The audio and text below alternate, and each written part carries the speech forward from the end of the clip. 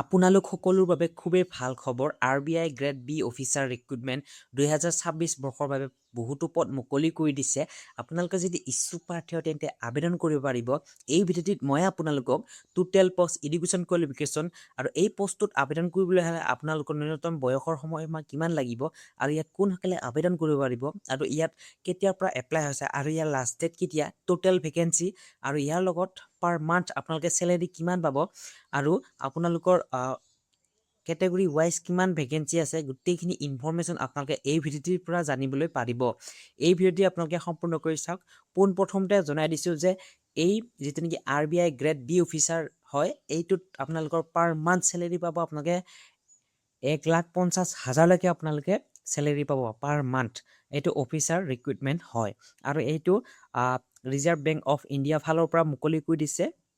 ইয়াত grade B post হয়, এইটো খুব ভাল পষ্ট হয় আৰু এটা হাই পেয়িং জব হয়।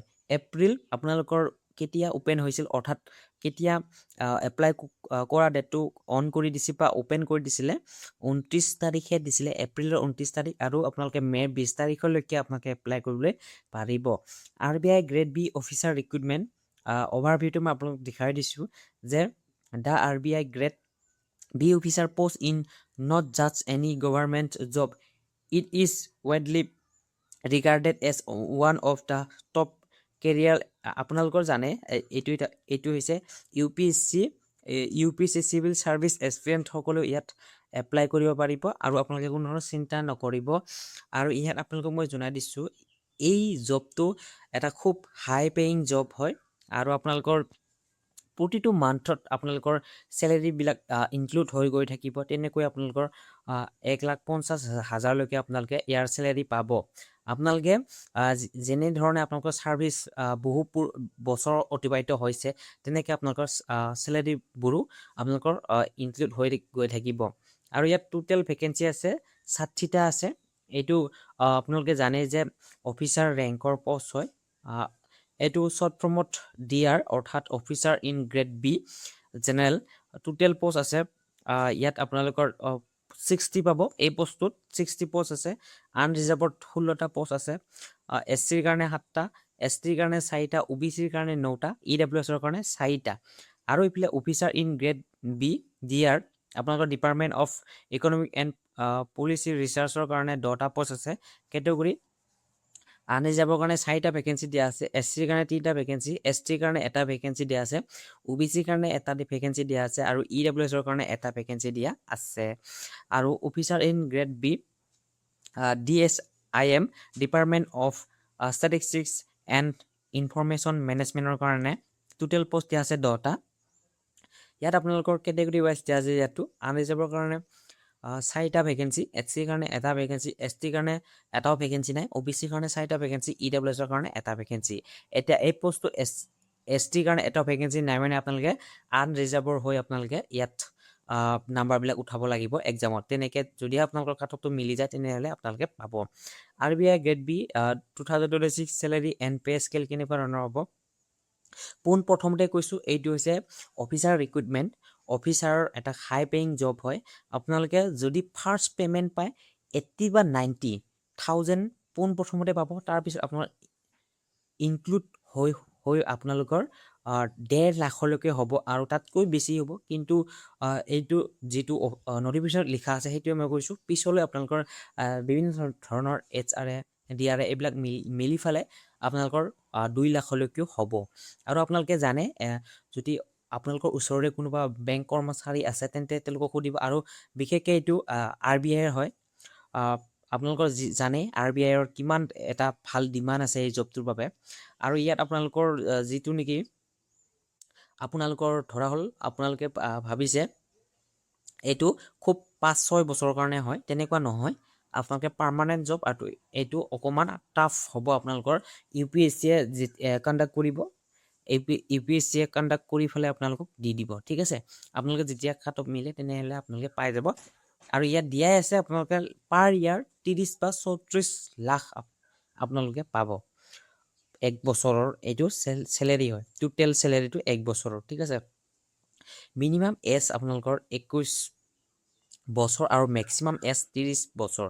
ইয়াত আপোনালোকে মেক্সিমাম আৰু মিনিমামটো দেখিলে মানে আপোনালোকে ইয়াত ভাবিব যে আপোনালোকে গ্ৰেজুৱেট লাগিবই, মাষ্ট বি গ্ৰেজুৱেট লাগিব, ঠিক আছে।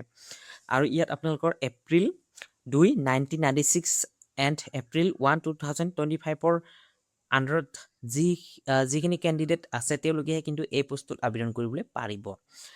The age will be calculate age on April 1, 2026, 1 এপ্ৰিললৈকে কাউণ্ট কৰা হ'ব। এজ ৰিলেক্সেশ্যনটো সকলোৱে পাব, যিসকল SC ST হয় বা OBC হয়, PWD হয়, PWD OBC হয়, PWD SC ST হয়, তেওঁলোকেতো পাবই। ইয়াত SC ST সাধাৰণ SC ST কাৰণে 5 years থাকিব, OBC কাৰণে 3 years, PWD 10 years, 13 years, 15 years তেনেকৈ আছে। আৰু ইয়াত আপোনালোকৰ এটেম্প লিমিট ইম্পৰ্টেণ্ট এইখিনি হয়, আপোনালোকে জানে যে আপোনালোকৰ candidate from the general EWS category who have already appeared 6 time in the phase 1 exam for this post are not eligible to apply again। যিসকলে 6 বাৰ এপ্লাই কৰিছে কিন্তু তেওঁলোকে পুনৰ এপ্লাই কৰিব নোৱাৰে। আৰু আপোনালোকে SC ST হ'ল তেওঁলোকে ৰেষ্ট্ৰিকশ্যন, আপোনালোকৰ কিছুমান ৰেষ্ট্ৰিকশ্যন থাকিব, ঠিক আছে। এডুকেশ্যন কোৱালিফিকেশ্যন ষ্ট্ৰীম ৱাইজ থাকিব। এডুকেশ্যন কোৱালিফিকেশ্যনটো ইয়াত আৰ্টছৰ কাৰণে দিয়া থাকিব আৰু ছায়েন্স কমাৰ্চ এনেকৈ দিয়া থাকিব। Graduation in any discipline with minimum 60% marks, আৰু SC ST বা PWD সকলে 50% পালেই হ'ব। Or post graduate in any discipline with 55% marks. আপোনালোকে কেৱল গ্ৰেজুৱেশ্যনে নহ'ব, ইয়াত পোষ্ট গ্ৰেজুৱেশ্যনো লাগিব, ঠিক আছে।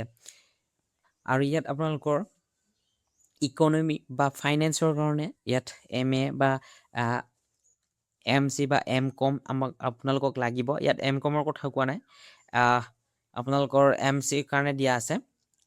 ইকনমিক্স, কোৱান্টিটিভ, আপোনালোকৰ কোৱান্টিটিভ ইকনমিক্স, মেথামেটিকেল বা ইকনমিক্স, এপ্লাইড ইকনমিক্স, আপোনালোকৰ এইখিনি লাগিব। মই গোটেই কৈ নাথাকোঁ, ভিডিঅ'টো বহুত দীঘলীয়া হ'ব, গোটেইখিনি কৈ থাকিলে আপোনালোকে এইখিনি চাই ল'ব পাৰে, ঠিক আছে। আৰু আপোনালোকৰ মিনিমাম 55%টো লাগিবই। আপোনালোকৰ বনাছ কোৱালিফিকেশ্যন লাগিব, ডক্টৰ কিবা দিয়া আছে, এইবিলাক গোটেইখিনি মই কৈ নাথাকোঁ। যিসকল যিটো পোষ্টৰ বাবে উল্লেখ বা তেওঁলোকে যোগ্য সেইখিনি আপোনালোকে চাই ল'ব। এই ভিডিঅ'ৰ ডিছক্ৰিপশ্যন দি থৈছোঁ মই। আৰু আপোনালোকে যদিহে গোটেইখিনি এপ্লাই কৰিব বিচাৰে তেন্তে এই ভিডিঅ'ৰ ডিছক্ৰিপশ্যনৰ পৰা আপোনালোকে লিংকটো লৈ এপ্লাই কৰিব পাৰে। আৰু আপোনালোকৰ ফৰ্ম ফিজটো কৈ দিছোঁ মই।